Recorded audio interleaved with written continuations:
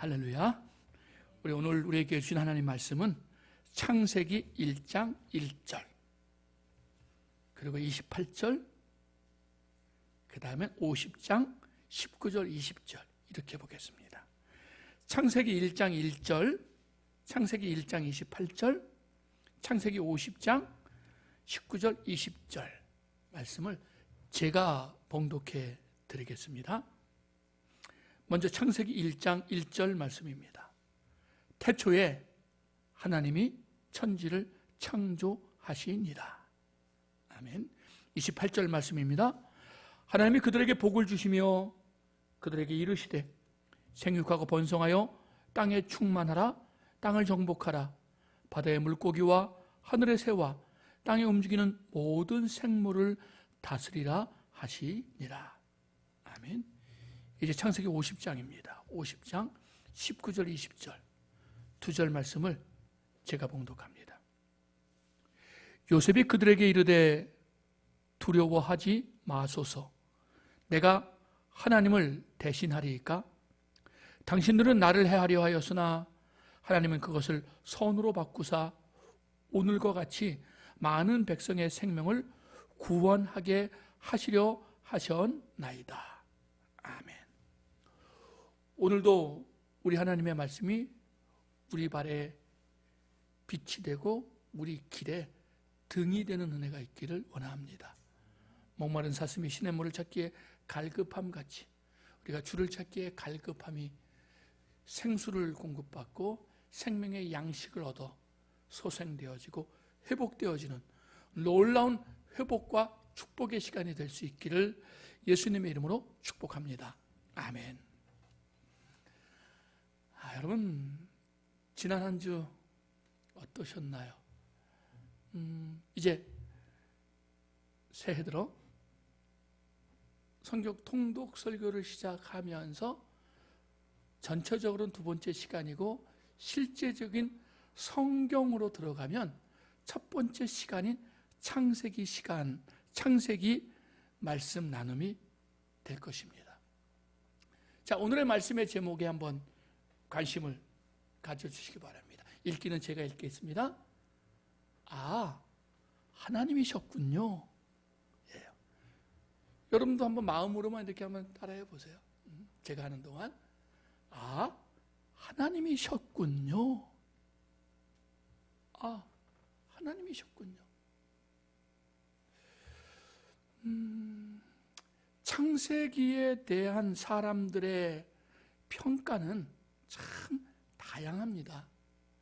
제가 통독 설교를 준비하면서 예전에 읽었던 책들 또 새롭게 책들을 이렇게 읽으면서 새삼스럽게 창세기에 대한 그 관점이 이렇게 다양했나? 놀랄 정도였어요.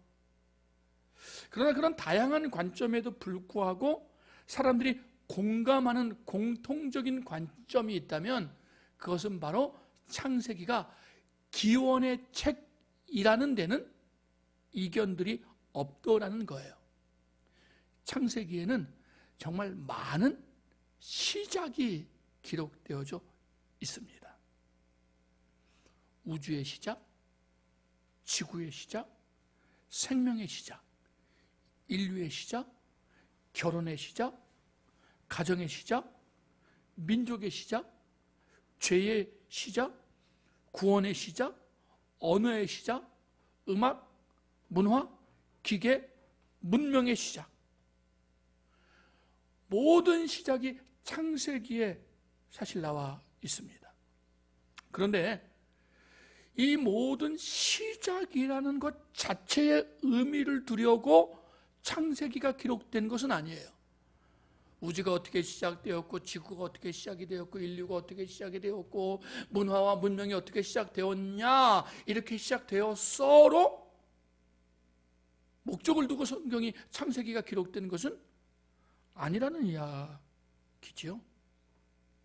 이 모든 시작은 인간들을 향한 하나님의 놀라운 계획의 기초예요. 하나님의 놀라운 마음에 기초합니다. 즉 우리 하나님께서는 혼자서도 충분히 영광스러운 존재셔요. 능력과 영광이 충만한 분입니다. 그런데 이분이 피조물을 만드시고 그 피조물인 우리 인간과 함께 그 능력을 공유하고 함께 하나님의 나라를 세워가고 싶어 하셨다는 이야기예요. 다르게 표현하자면 하나님이 왜 이 땅에 우주를 시작하셨느냐, 왜 지구를 시작하셨느냐, 왜 인류를 시작하셨느냐, 하나님이 우리와 함께 하나님의 나라를 세워가고 싶으셨다는 이야기예요. 하나님의 성전을 세워가고 싶으셨다는 이야기예요. 하나님의 나라를 세워가는 일입니다. 하나님의 성전을 세워가는 일입니다. 그리고 그 과정들을 이야기하고 있어요. 창세기는 어떻게 하나님이 하나님의 나라를 시작하셨는가, 그리고 그 하나님의 나라를 어떻게 사람들에게 일임하시고 사람들과 함께 그 일들을 이루어 가시는가를 우리에게 아주 상세하게 이야기해 주고 있습니다. 그래서 하나님은 우주와 지구를 만드신 다음에 에덴이라는 동산을 특별히 구별하시죠.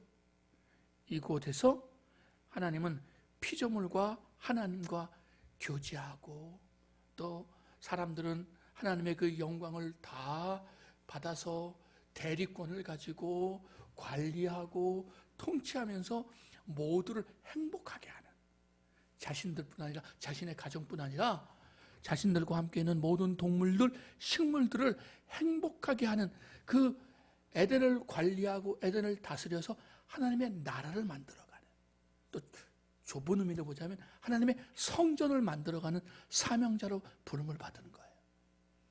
그리고 하나님이 우리를, 인간을 부르실 때에, 아담과 하와를 부르실 때에 하나님 나라의 일꾼으로 부르셨고 같은 동역자로 부르셨고, 다르게 표현하면 성전이라는 개념으로 보자면 하나님 나라의 제사장으로 아담과 하와를 부르신 거거든요.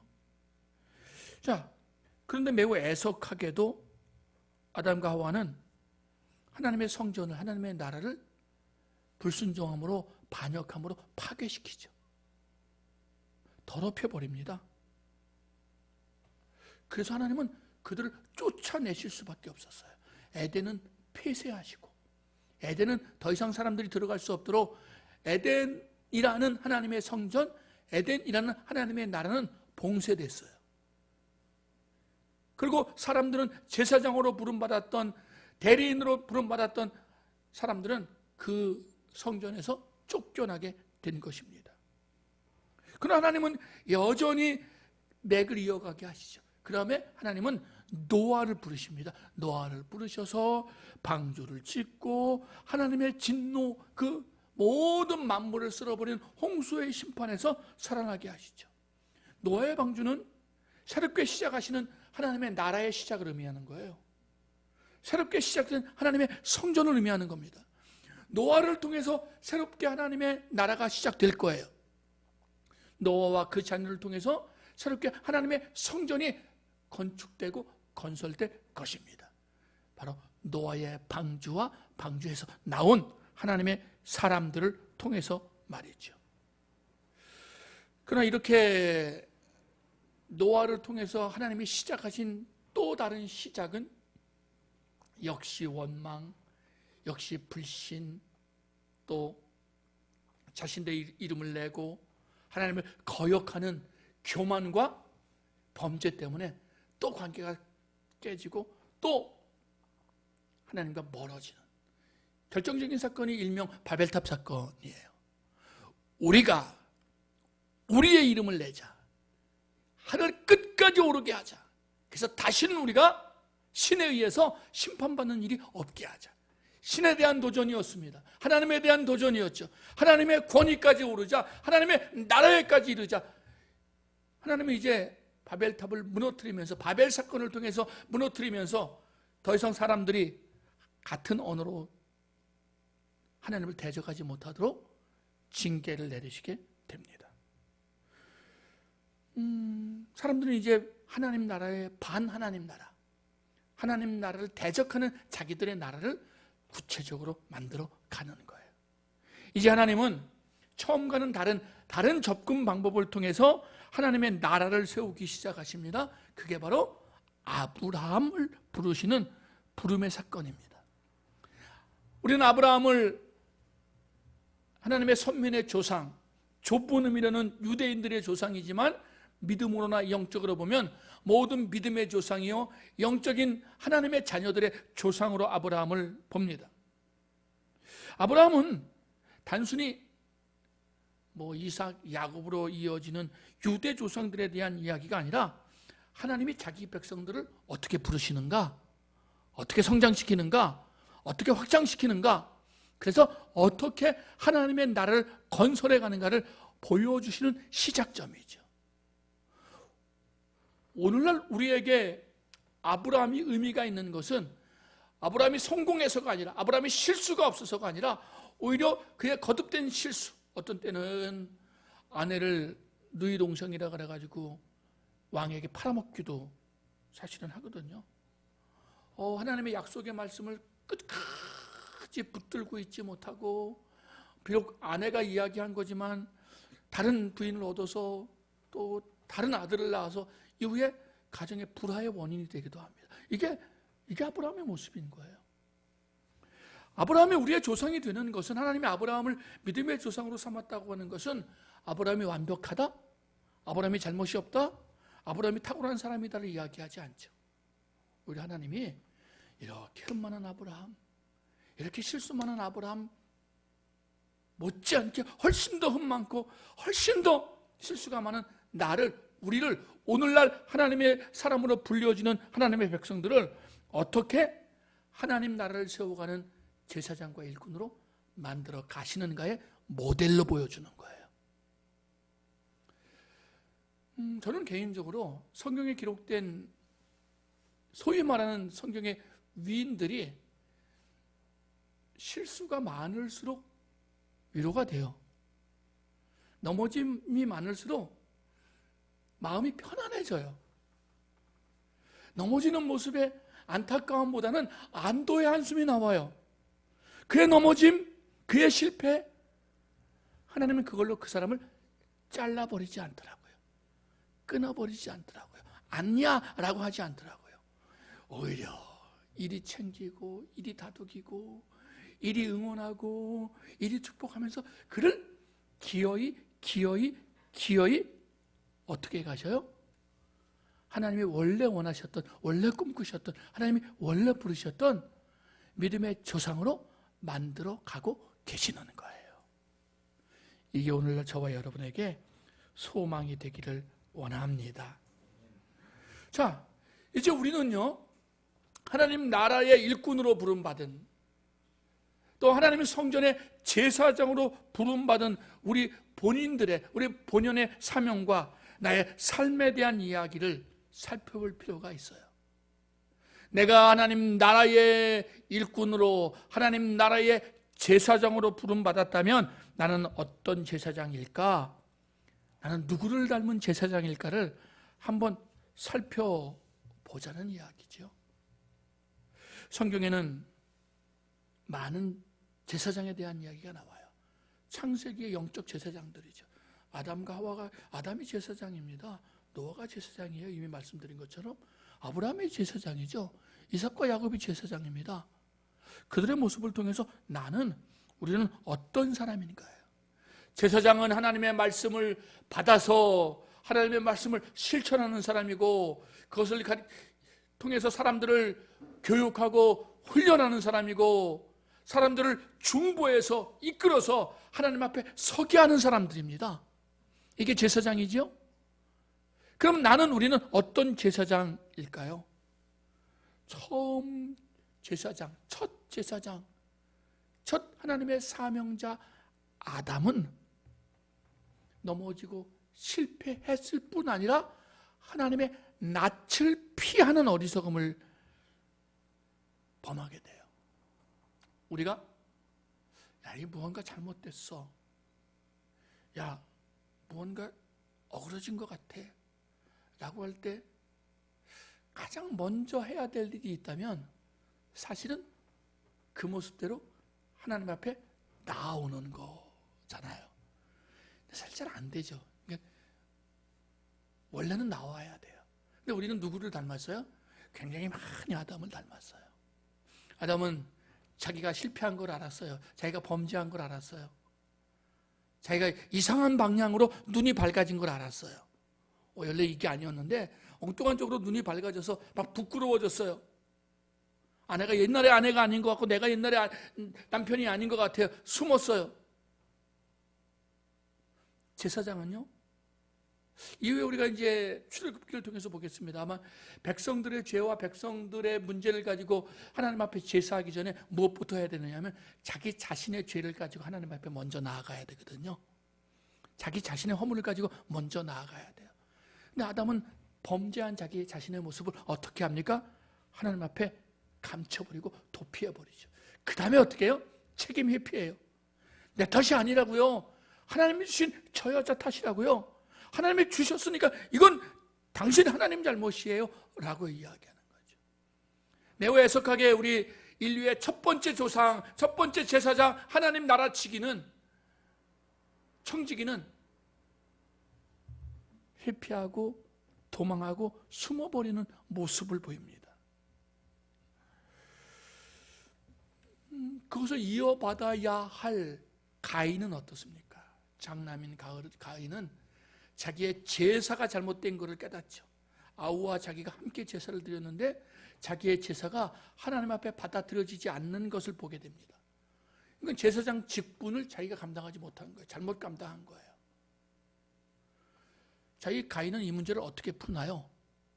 다른 사람에게 그 분을 표출하고 한 걸음 더 나아가서 그 사람을 죽여버림으로 이 문제를 해결하려고 해요.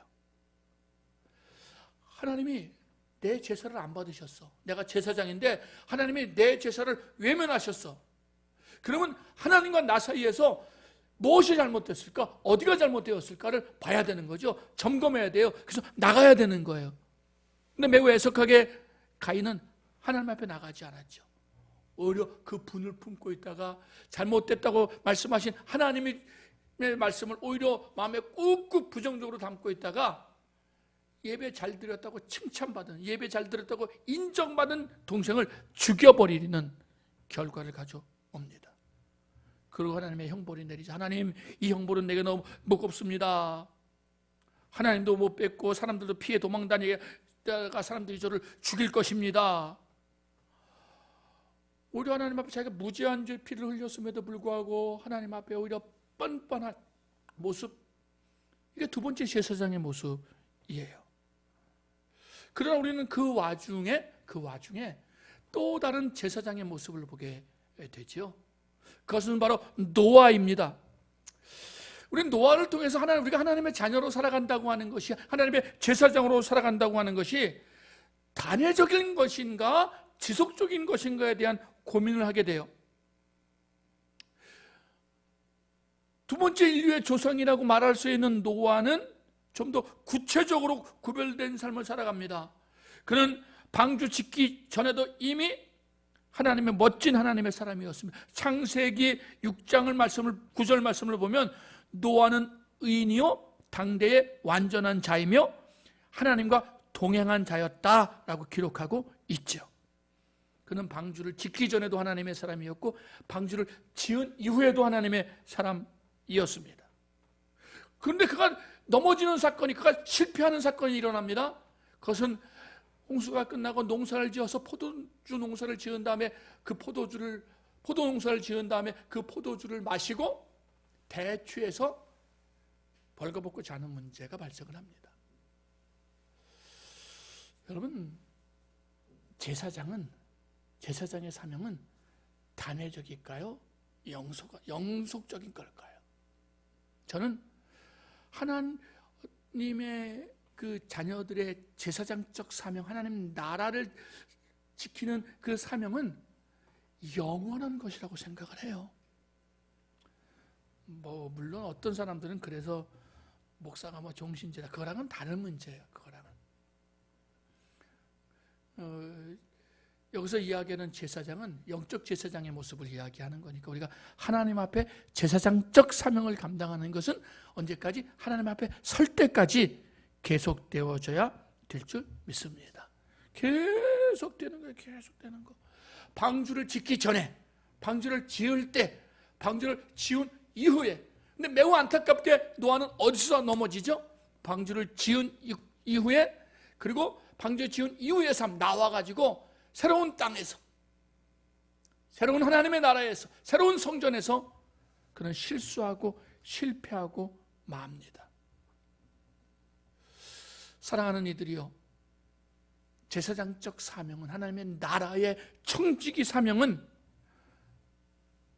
일회적인 것이 아니라 영원한 것임을 기억할 수 있기를 원합니다.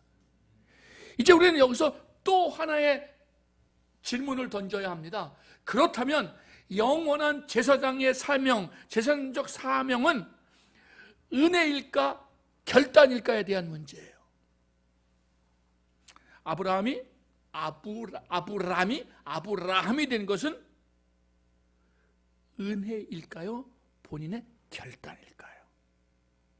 그가 갈대아 우르 지역, 오늘날 이란 지역이에요. 갈대아 우르 지역에서 우상을 파는 사람의 데라의 아들로서 하나님을 믿는 사람이 되고 고향과 친척과 아비집을 떠나와서 복이 되고 조상이 되는 것은 하나님의 무조건적인 선택입니다. 그래서 우리의 구원은 하나님의 은혜예요. 하나님의 자녀가 된 건 하나님의 은혜고, 제사장이 된 걸로 부름받은 것은 하나님의 은혜입니다. 그렇지만 은혜로 부름받은 제사장적인 삶, 은혜로 부름받은 하나님의 자녀의 삶을 지속적으로 이어가는 것, 영속적으로 유지하는 것은 우리의 결단이라는 사실을 잊어서는 안 될 것입니다. 내가 하나님의 나라의 일꾼이 되었다고 해서, 내가 하나님 나라의 제사장이 되었다고 해서 그것이 끝이 아니라 사실은 그것은 철저히 그때마다 나의 결단을 하나님이 요청하고 있다는 거예요. 고향과 친척과 아비집을 떠나라 말씀할 때 떠나는 아브라함이 있어야 되는 거죠. 100세에 낳은 아들을 번제로 바쳐라 라고 이야기할 때 바치는 아브라함이 있어야 했습니다.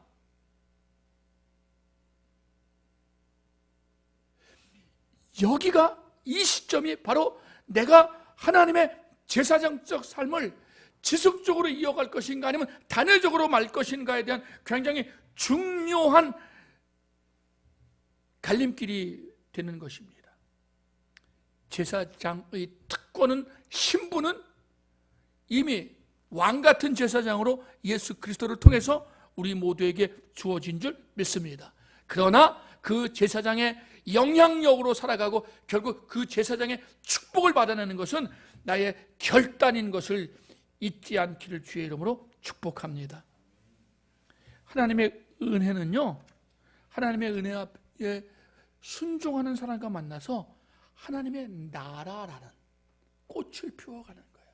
하나님의 은혜가 임하면 그 은혜에, 그 말씀에 순종하면 그곳에 하나님의 성전이 세워지고요, 넓은 의미로 하나님의 나라가 세워져 가게 되는 것입니다. 그러므로 오늘 우리는 하나님이 우리에게 들려주시는, 정말 창세기 전반을 통해서 우리에게 들려주시는 하나님의 마음, 하나님의 음성에 귀 기울일 줄 아는 지혜가 있었으면 좋겠습니다. 그것은 바로 찾아오시는 하나님 아버지의 마음, 찾아오신 하나님 아버지의 사랑을 외면하지 말라는 거예요. 하나님은 우리를 찾아오십니다. 하나님처럼 되고 싶어서 하나님의 금하신, 하나님의 언약을 깨어버린 배신한 아담과 하와를 찾아오시죠. 아담아, 아담아, 내가 어디 있느냐? 라고 물으시는 것은 아담이 어디 있는지 몰라서 그러시는 거 아니잖아요. 아담이 어디 있는지 알아요. 알지만 어떻게 해요? 야, 네 그 자리에서 내려 나와라. 너 숨어있는 자리가 네 자리가 아니야. 너 거기 숨어있지 말고 내게 와. 내게 와서 너 잘못했다고, 너 실수했다고, 나 어떡하냐고 내게 자복해. 그럼 내가 다 어떻게 해볼게. 그럼 내가 어떻게 기회를 줘볼게. 그 기회를 주시는 거예요. 그래서 하나님이 찾아오시는 거죠. 동생 아벨을 죽인 가인을 하나님이 찾아오셔요. 가인아, 내 아우 아벨이 어디 있니? 라고 물으시죠. 이미 죽여가지고 파묻어 버려서 이미 매장해 버렸는데 하나님이 몰라서 묻는 거 아니거든요. 아벨아, 자 가인아, 너 그러면 안 되는 거잖아. 빨리 그 어둠의 자리에서, 빨리 그 살인자의 자리에서, 빨리 그 분노의 자리에서 내게 나와. 내게 오면 돼. 내게 오면 돼. 하나님이 찾아오시는 것은 기회를 주시는 거예요. 사랑하는 형제자매들이요, 우리 푸른 숲 동역자들이요, 찾아오시는 하나님의 마음을 헤아릴 줄 아는, 나를 부르시는 하나님의 음성에 귀 기울여 나아가는 하나님의 사람들이 되기를 주의 이름으로 축복합니다. 하나님은 우리에게 복 주시기 위해서 찾아오시는 분입니다. 노아를 찾아오십니다. 방주를 준비시킵니다. 아브라함을 찾아오십니다. 아브라함이 복이 되게 하셨습니다. 우리 하나님은 복 주시는 하나님이시죠. 창세기가 오늘날 우리에게 기록된 이유가 무엇입니까? 노아의 하나님, 아브라함의 하나님, 그 하나님이 나의 하나님이 되고 우리의 하나님이 된다는 사실을 알려주고 싶으신 것입니다.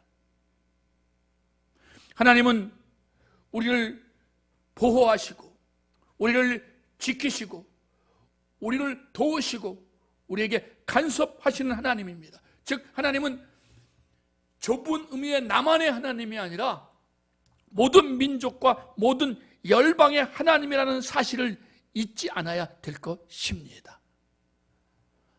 아브라함이 실수했을 때 애굽 왕을 찾아가시는 거죠. 블레셋 왕을 찾아가시는 거예요. 무슨 이야기입니까? 하나님은 아브라함만의 하나님이 아니라는 거예요. 유대인들만의 하나님이 아니라는 거죠. 하나님이 애굽 왕에게, 바로에게 꿈을 꾸게 하십니다. 희한한 꿈이었죠. 7년 대풍년과 7년 대흉년을 예견하는 꿈이었습니다.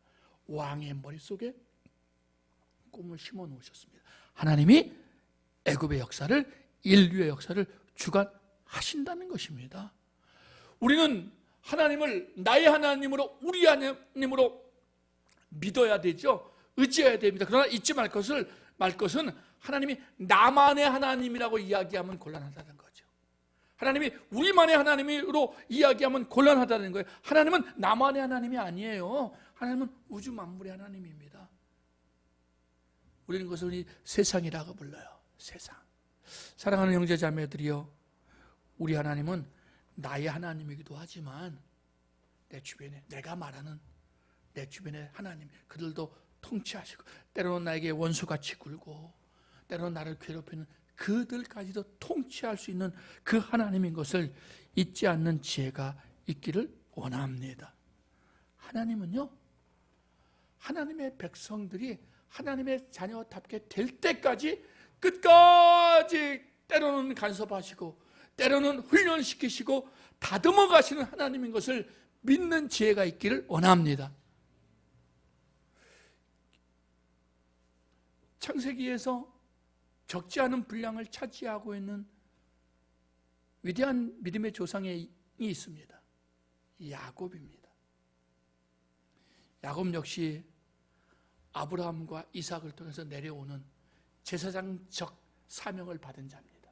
하나님 나라의 건설의 사명을 받은 자입니다. 그러나 야곱은 태어나기 전부터, 모태부터 열등감에 가득 사로잡힌 사람이었습니다.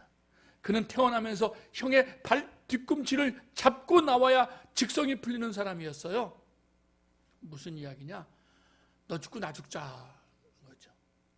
엄마 뱃속에서 이 쌍둥이들이 전쟁을 치잖아요. 매일매일 전쟁을 치르니까 이게 너무 답답하니까 리브가 기도를 해요. 하나님이 두 민족이 내 뱃속 안에 있구나, 내 태중에 두 민족이 있구나, 큰 자가 작은 자를 섬길 것이다 라고 예언을 하는데, 어쩌더니 얼마나 이 뱃속 전쟁이 심했나 모릅니다. 나올 때 보니까는 좀 더 튼튼한 털복숭이 에서가 먼저 나오는데 그 뒤에 매끈매끈한 놈이 쫓아나오면서 형이 발뒤꿈치를 잡고 나오죠.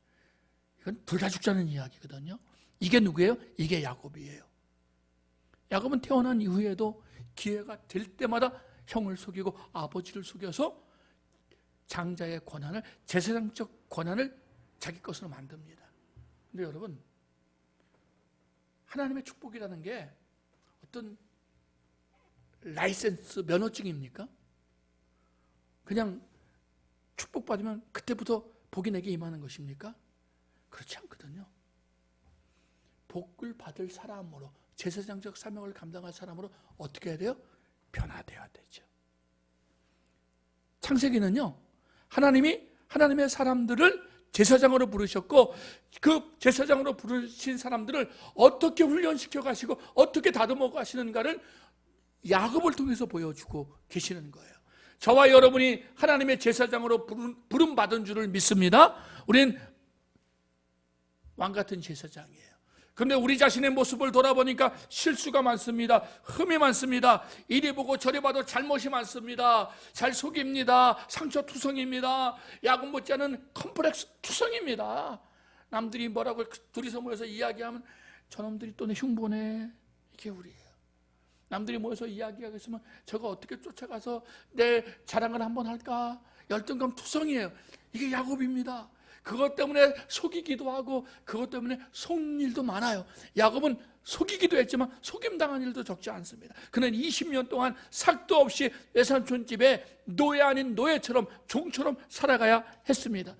그런데 이것조차 하나님이 제사장으로 부르신 야곱이었기에 이 과정을 통해서 하나님은 야곱을 제사장으로 보듬어가고 있고 다듬어가고 있었는 줄 믿습니다. 모난돌이에요. 삐쭉 인격이 삐쭉, 성품이 삐쭉, 여기 삐쭉 나와 있고 또 이거 다듬으면 또 저기 삐쭉 나와 있고 사방 삐쭉 투성인데 그 제사장으로 내가 불렀는데 내가 제사장으로 삼았다고 선언하신 하나님이 때로는 구박을 통해서 밤새 또 기도를 통해서 기도하게 하시면서 다듬어 가시는 거죠. 언제까지 다듬어 가셔요? 죽을 때까지 다듬어 가시는 줄 믿습니다. 이게 어디에서 진가가 드러나느냐? 여러분, 야곱의 아버지 이삭은요, 비교적 무난한 삶을 살아요. 저는 개인적으로 이삭이 참 괜찮다는 생각을 많이 하고 지금도 있거든요. 근데 어느 날 문득 깨달은 게 뭐냐면 이삭의 치명적인 한계의 약점은 노년이 되어서 영의 눈이 멀어버렸다는 거예요.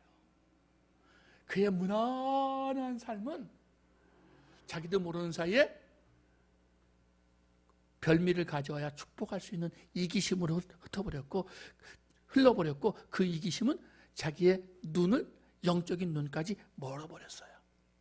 그런데 아들 야곱은 정말 모난 거 많고 실수 많고 쏟고 속이고 온갖 만만치 않은 삶을 살았음에도 불구하고 그 과정을 거치면서 그는 점점 육적인 눈은 멀어가는데 무엇이 밝아져요? 영적인 눈이 밝아지는 거죠. 영적으로 제사장이 되어가는 것입니다. 어떤 축복을 해야 될지 사람이 보이는 거고 상황이 보이는 거예요. 모난돌 야곱은 하나님의 야곱 제사장 만들기 프로젝트를 통해서 점점 제사장으로 만들어져 가고 있었는 줄 믿습니다. 그는 육신의 눈은 멀었지만 영의 눈은 멀지 않았죠. 눈앞에 평안함이나 부귀영화보다 하나님의 나라에 대한 약속을 끝까지 붙들었습니다. 그는 죽어가면서도 맹세를 시키잖아요. 아들에게 나 죽으면 여기에 묻으면 안 된다는 이야기예요. 사실 야곱의 생애에 있어서 가장 편안하고 안락한 생활이 언제였을까요? 아들 요셉 믿고 애굽에 거주한 세월이었을 거라고요. 이때는 야곱이 제일 편했을 거예요. 야곱은 분명히 알았죠. 나는 여기에 머무를 사람이 아니라는 거죠. 나는 죽어서 시체가 되어서라도 어떻게 해야 된다? 가나안으로 돌아가야 된다는 거죠. 거기에 내 사명의 자리고 그것이 하나님의 나라에 내가 있어야 될 내 사명의 자리인 것을 잊지 않았는 줄 믿습니다. 말씀을 마칩니다. 여러분, 창세기가 여러분에게 어떻게 다가옵니까? 창세기의 시작이 저와 여러분의 시작이 되고 창세기의 하나님 백성의 선택과 구원이 저와 여러분의 선택과 저와 여러분의 제사장 직분의 시작인 것이 믿어지기를 원합니다. 내가 연약하고 내가 실수하고 내가 넘어지고 그럼에도 불구하고 내가 펀펀하게 다시 일어나면 하나님은 그때마다 사실은 나를 찾아와 주시고 나를 일으켜 주시고 때로는 위로해 주시면서 나와 함께 하기를 원하시는 하나님이신 것을, 그 하나님의 마음을 잊지 않는 저와 여러분이 되기를 원합니다. 저와 여러분에게 크고 작은 어려움이 있습니다. 문제가 있습니다. 내가 저 사람보다 내가 왜 더 이렇게 어려움을 당하지? 왜 저 사람은 괜찮은데 왜 김집사는 괜찮은데 왜 만날 나만 이러는 거야? 라는 마음이 혹시 든다면 내가 하나님의 제사장으로 다듬어져야 될 모난 부분이 많은 것은 아닌가 점검해보는 지혜가 있기를 원합니다.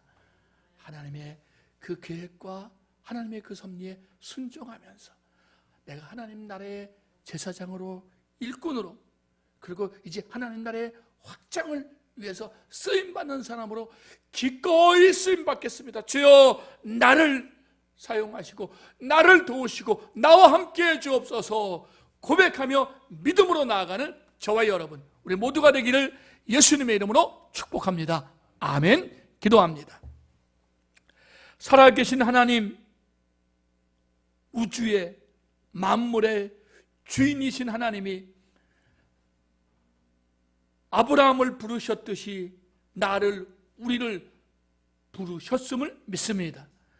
우리를 복으로 부르셨고 제사장으로 부르셨고 이제는 이웃과 민족과 열방의 그 복을, 그 생명을, 그 하나님의 나라를 나누고 살리라는 사명으로 부르신 것을 믿습니다. 우리가 하나님의 자녀로 살아가기를 원합니다. 하나님의 제사장으로 살아가기를 원합니다. 하나님의 뜻을 이루어가는 사람으로 살아가기를 원합니다. 우리와 함께하여 주옵소서. 하나님, 특별히 창세기를 우리가 묵상하면서 아브라함의 하나님, 이삭의 하나님, 야곱의 하나님이 나의 하나님이요, 아브라함과 이삭과 야곱을 가나안 땅에 심으시면서 그 땅을 하나님의 나라로 삼기 원하셨던 하나님이 오늘날 이곳에, 우리 민족의 내 일터에, 내 삶의 현장에 나를 심으신 것이 바로 동일한 제사장의 사명인 것을 잊지 않고 결단하고 내가 순종함으로 그 복을 받아 누리는 하나님의 사람들이 되게 하여 주옵소서. 승리하기를 원합니다. 함께 해주시고 승리하여 주께 영광이 되게 하여 주옵소서. 감사드리며 이 모든 말씀 예수님의 이름으로 기도드립니다. 아멘.